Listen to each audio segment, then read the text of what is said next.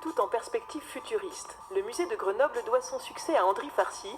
Conservateur critique d'art, il invente le premier musée d'art moderne du monde en 1919, bien avant le musée d'art moderne de Paris. Son credo, s'intéresser aux artistes de leur vivant. Andry Farcy va obtenir de ces artistes, dont Matisse et Picasso, des œuvres données qui seront exposées donc très tôt, parce que vers 1920 et jusque vers 1935, il n'y a qu'un seul musée en France qui ose montrer ces artistes, tout à fait novateurs.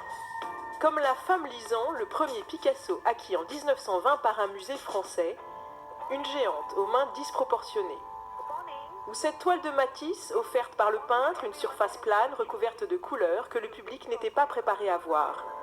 On ne vous raconte pas une histoire, vous êtes là devant des objets, ils sont tels que vous les voyez, mais il n'y a pas de hiérarchie. C'est-à-dire que ce tableau s'appelle Intérieur aux 3 aubergines, mais les 3 aubergines n'ont pas plus d'importance que n'importe quel autre objet.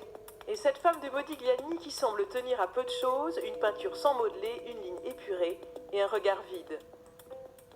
La bohème d'avant-garde adopte Andry Farcy, on lui offre des toiles, notamment toute une collection néo-impressionniste qui en 1923 n'intéresse personne.